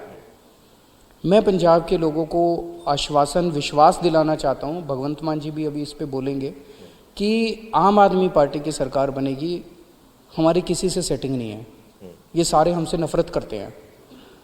पंजाब के एक एक पंजाबी को, चाहे वो हिंदू हो, चाहे वो सिख हो, चाहे वो क्रिश्चियन हो, चाहे वो जैन हो, चाहे वो मुस्लिम हो, कोई भी हो, उसकी पर्सनल सिक्योरिटी की, उसके घर की, उसके फैमिली की, उसके व्यापार की सिक्योरिटी की जिम्मेदारी पंजाब सरकार की होगी। आपको पूरी तरह से हम आश्वस्त करते हैं। इन सारे दोषियों को आप 2-4 मामलों में कड़ी सज़ा दे दो, मैसेज चला जाता है यार अब पंजाब सरकार बदल गई है, अब नई सरकार आ गई है, अब नहीं चलने वाला। ये सारे अपने घर में जाके बैठ जाते हैं। ਬਿਲਕੁਲ, ਕਿਉਂਕਿ ਮਾਨ ਸਾਹਿਬ ਪਤਾ ਕੀ ਹੈ, ਦੇਖੋ ਕੋਈ ਵੀ ਵਿਅਕਤੀ ਪੰਜਾਬ ਦੇ ਵਿੱਚ ਅੱਜ ਦੀ ਡੇਟ 'ਚ ਸਰਦਾ ਪੁੱਜਦਾ ਵੀ ਹੈਗਾ ਜਾਂ ਕਿਸੇ ਦਾ ਬਿਜ਼ਨਸ ਚੰਗਾ ਹੈ, ਉਹ ਡਿਸਕਲੋਜ਼ ਕਰਨ ਤੋਂ ਡਰਦੇ ਹੈ। ਕਿਸੇ ਨੇ ਕੋਈ ਸੌਦਾ ਕੀਤਾ, ਗੁਆਂਢ 'ਚ ਵੀ ਨਹੀਂ ਬੰਦਾ ਦੱਸਦਾ ਕਿ ਪਤਾ ਨਹੀਂ ਖਬਰ ਕਿੱਥੇ ਚਲੀ ਜਾਵੇ ਤੇ ਗੈਂਗਸਟਰਾਂ ਦੀ ਨਾ ਰੰਗਦਾਰੀ ਲਈ ਕਾਲ ਆ ਜੇ। ਇਸ ਤਰੀਕੇ ਦੀ ਜਿਹੜਾ ਡਰ ਹੈ ਨਾ, ਉਹ ਬਹੁਤ ਲੋਕਾਂ ਦੇ ਵਿੱਚ। ਦੇਖੋ ਭਾਈਚਾਰਕ ਸਾਂਝ ਜਿਹੜੀ ਪੰਜਾਬ ਦੀ, ਉਹ ਬਹੁਤ ਮਜ਼ਬੂਤ ਹੈ, ਸੋਸ਼ਲ ਬੌਂਡਿੰਗ ਬਹੁਤ ਮਜ਼ਬੂਤ ਹੈ। ਇਸ ਤੋਂ ਪਹਿਲਾਂ ਬਹੁਤ ਸਾਰੀਆਂ ਕੋਸ਼ਿਸ਼ਾਂ ਕੀਤੀਆਂ ਗਈਆਂ, ਨਫ਼ਰਤ ਦੇ ਬੀਜ ਬੀਜੇ ਗਏ ਕਿ ਐਂ ਹੋ ਜਾਏ ਪਰ ਨਹੀਂ ਹੋਇਆ। ਦੇਖੋ 2 ਸਟੇਟਾਂ ਨੇ ਭਾਰਤ ਦੇ ਵਿੱਚ ਜਿਹੜੀਆਂ ਪੋਲਰਾਈਜ਼ ਨਹੀਂ ਹੋ ਸਕਦੀਆਂ, ਕੋਸ਼ਿਸ਼ ਕੀਤੀ ਜਾਂਦੀ ਹੈ ਇੱਥੇ ਜੀ, ਦਿੱਲੀ ਤੇ ਪੰਜਾਬ।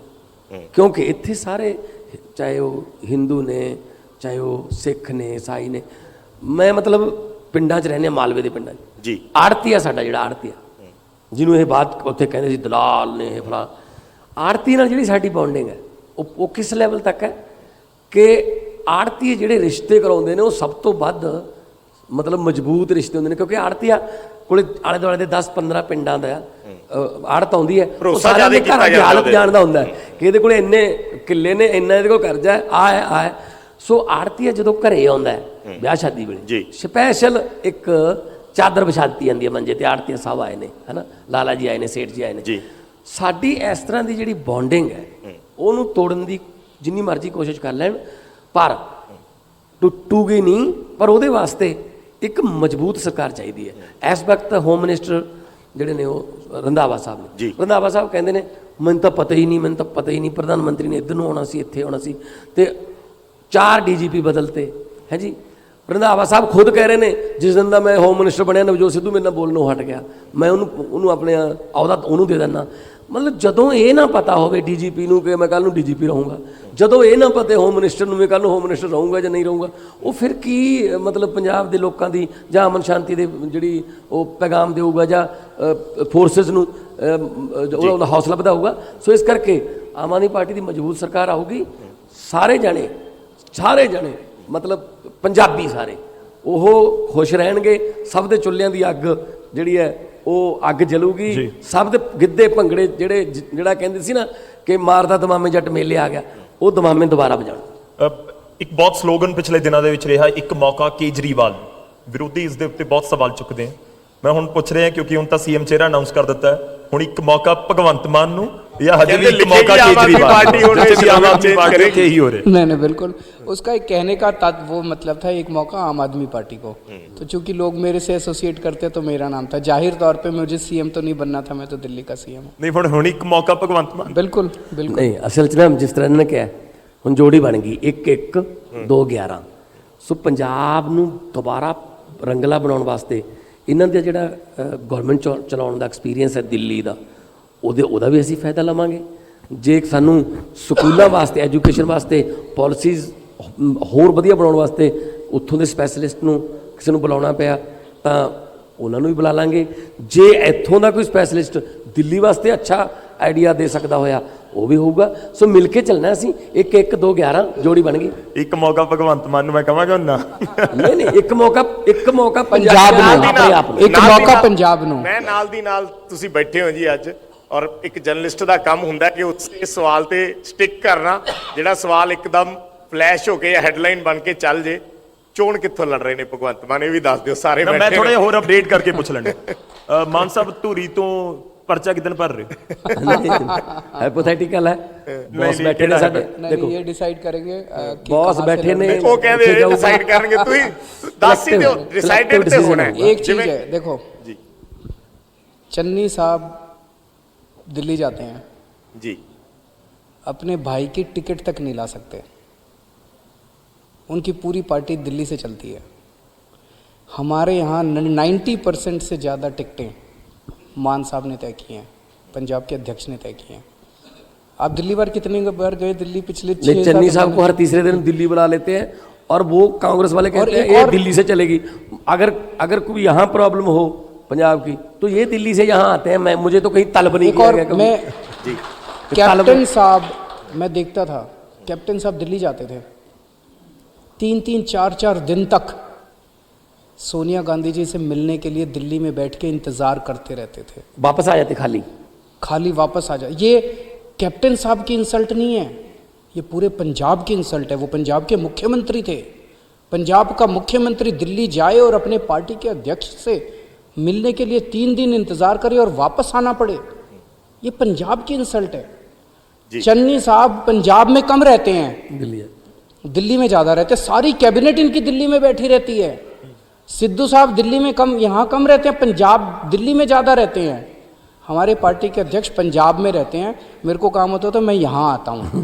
तो ये बंद करेंगे। ਚਲੋ ਸਵਾਲ दिल्ली ਵੀ से ਅਸੀਂ जो ਬਦਲਣ ਦੇਣਾ ਨਹੀਂ, ਜਵਾਬ ਤੇ ਤੁਹਾਨੂੰ ਦੇਣਾ ਪਏਗਾ। ਕਿੱਥੋਂ ਲੜਨਗੇ ਇਹ ਦੱਸ ਦਿਓ ਪਲੀਜ਼। जितो पार्टी कह दूंगी।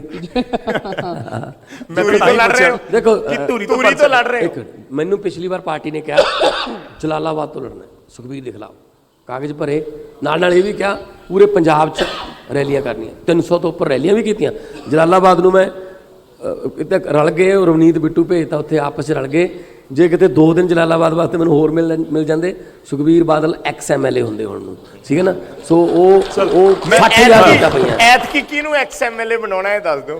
ਕੋਈ ਨਾ ਕੋਈ ਤਾਂ ਬਣੂਗਾ धोरी ਜਿਹੜਾ ਹੈਗਾ। से लड़ेंगे, ਖਬਰ ਦੇ ਰਿਹਾ ਧੂਰੀ ਤੋਂ ਇਲੈਕਸ਼ਨ ਲੜ। बिल्कुल। ਚਲੋ ਮੈਂ ਆਡੀਅנס ਤੋਂ ਸਵਾਲ ਲੈਣਾ, ਪਰ ਉਸ ਤੋਂ ਪਹਿਲਾਂ ਇੱਕ ਥੋੜਾ ਜਿਹਾ ਇੱਕ ਐਸਾ ਕੁਐਸਚਨ ਹੈ ਜੋ ਖੂਬ ਚਰਚਾ 'ਚ ਹੈ, ਕਿਉਂਕਿ ਤੁਹਾਨੂੰ ਸੀਐਮ ਚਿਹਰਾ ਐਲਾਨਣ ਤੋਂ ਬਾਅਦ ਬਹੁਤ ਸਾਰੀਆਂ ਵੀਡੀਓਜ਼ ਜਿਹੜੀਆਂ ਭਗਵੰਤ ਮਾਨ ਦੀਆਂ ਉਹ ਵਾਇਰਲ ਹੋ ਰਹੀਆਂ, ਜਾਂ ਮੈਂ ਕਹਾਂ ਕਿ ਵਾਇਰਲ ਕੀਤੀਆਂ ਜਾ ਰਹੀਆਂ।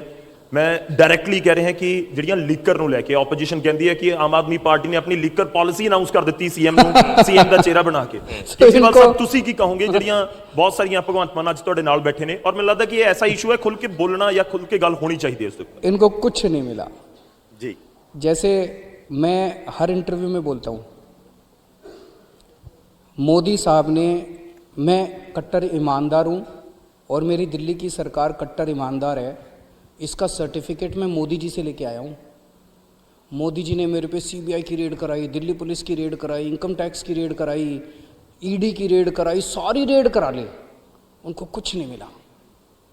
तो मोदी जी भी आज कहते हैं, उनकी सारी एजेंसीज केंद्र सरकार कहती है देश का सबसे कट्टर ईमानदार आदमी केजरीवाल है। उसी तरह से सुखबीर बादल ने 50 लोगों की टीम लगा रखी है भगवंत मान के ऊपर। चन्नी साहब ने 50 लोगों की टीम लगा रखी है, कुछ निकालो इसका, कुछ निकालो इसका, सारा निकालने के। आपकी उम्र कितनी है? 48 से 48 साल के भगवंत मान की उसमें उनको 3 वीडियो मिले, तो आदमी तो कट्टर ईमानदार है। सर्टिफिकेट भी सुखबीर बादल ने दिया है, सर्टिफिकेट भी चन्नी साहब ने दिया है। मैं एक चीज़ कहना चाहता हूँ इनको सबको, भगवंत मान रेता नहीं चोरी करता, भगवंत मान नशा नहीं बेचता, भगवंत मान पंजाब को नहीं लूटता, भगवंत मान एक एक पंजाबी के दिल में बसता है। इसीलिए इनको भगवंत मान से चिढ़ हो रही है, इनको कुछ नहीं मिला इनकी ज़िंदगी में। ਮਾਨ ਸਾਹਿਬ ਤੋਂ ਮੇਰਾ ਨਿੱਜੀ ਸਵਾਲ ਹੈ ਤੁਹਾਡੇ ਤੋਂ, ਜਦੋਂ ਇਸ ਤਰੀਕੇ ਦੇ ਵੀਡੀਓ ਸਾਹਮਣੇ ਆਉਂਦੇ ਆ ਔਰ ਬਾਰ-ਬਾਰ ਉਹ ਸੋਸ਼ਲ ਮੀਡੀਆ ਤੇ ਚੱਲਦੇ ਆ, ਪ੍ਰਚਲਿਤ ਹੁੰਦੇ ਆ ਜਾਂ ਉਹਨਾਂ ਨੂੰ ਪ੍ਰਚਾਰਿਤ ਕੀਤਾ ਜਾਂਦਾ ਹੈ, ਇਸ ਤਰੀਕੇ ਨਾਲ ਤੁਸੀਂ ਮਤਲਬ ਬਤੌਰ ਪੋਲੀਟੀਸ਼ੀਅਨ, ਕਿਉਂਕਿ ਹਰ ਬੰਦਾ ਸਿੱਖਦਾ ਤੇ ਹੈ ਹੀ ਹੈ ਜਦੋਂ ਸ਼ੁਰੂ ਕਰਦਾ, ਅੱਗੇ ਜਿਵੇਂ ਜਿਵੇਂ ਤੁਸੀਂ ਪੋਲੀਟਿਕਸ 'ਚ ਅੱਗੇ ਵੱਧਦੇ ਜਾਂਦੇ ਹੋ ਤੁਹਾਡੇ 'ਚ ਮੈਚੋਰਿਟੀ ਆਉਂਦੀ ਜਾਂਦੀ ਹੈ, ਤੁਸੀਂ ਚੀਜ਼ਾਂ ਨੂੰ ਸਿੱਖਦੇ ਹੋ। ਸੇਮ ਸਾਡੀ ਫੀਲਡ 'ਚ ਹੈ, ਅਸੀਂ ਨਵੇਂ ਜਰਨਲਿਸਟ ਹੁੰਦੇ ਆ, ਹੌਲੀ ਹੌਲੀ ਪੱਕ ਜਾਂਦੇ ਆ ਚੀਜ਼ਾਂ ਨੂੰ ਕਰਦੇ ਕਰਦੇ।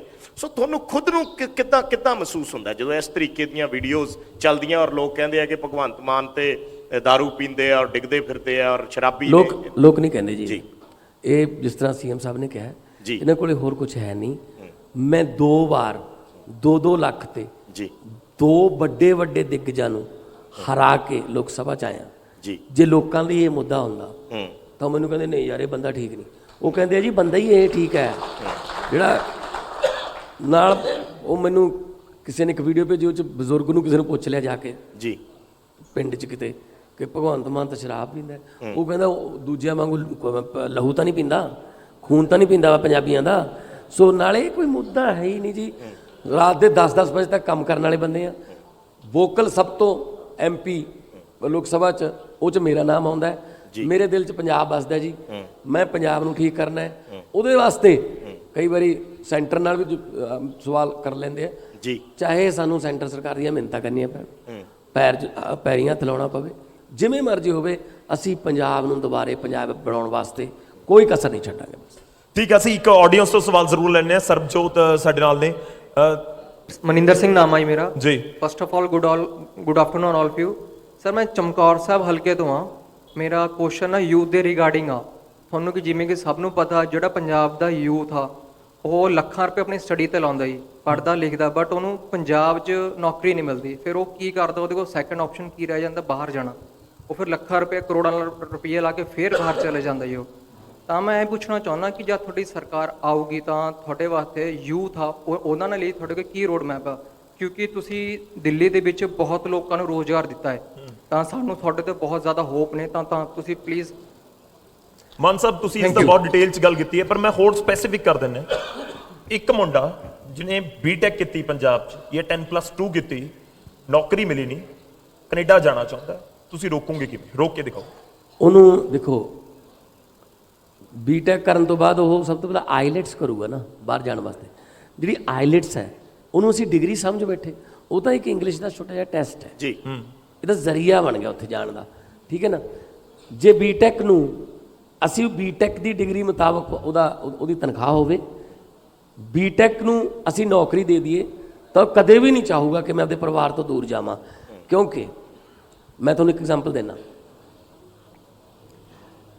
ਸਾਨੂੰ ਪਿੱਛੇ ਜੇ ਜਦੋਂ ਕੇਜਰੀਵਾਲ ਸਾਹਿਬ ਜੀ ਨਾਲ ਅਸੀਂ ਗਏ, ਡੋਰ ਟੂ ਡੋਰ ਕੰਪੇਨ ਕੀਤੀ ਇੱਥੇ, ਖਾਨਪੁਰ ਪਿੰਡ ਹੈ ਜੀ, ਖਰੜ ਜੀ ਜੀ। ਸਕੂਲ ਆ ਗਿਆ, ਸਕੂਲ ਦੀਆਂ ਟੀਚਰਸ ਆ ਗਈਆਂ ਬਾਹਰ, ਫੋਟੋ ਖਿਚਾਉਣ ਲੱਗ ਗਈਆਂ ਜੀ। ਨਾਲ ਉਹਨਾਂ ਨੇ ਇਹ ਵੀ ਦੱਸਿਆ ਕਿ ਸਰ ਅਸੀਂ ਗੈਸਟ ਫੈਕਲਟੀ ਟੀਚਰ ਹਾਂ, ਅਸੀਂ ਪਿਛਲੇ 18 ਸਾਲ ਤੋਂ 2003 ਤੋਂ 6000 ਰੁਪਇਆ ਤਨਖਾਹ ਤੇ ਕੰਮ ਕਰ ਰਹੀ ਹਾਂ।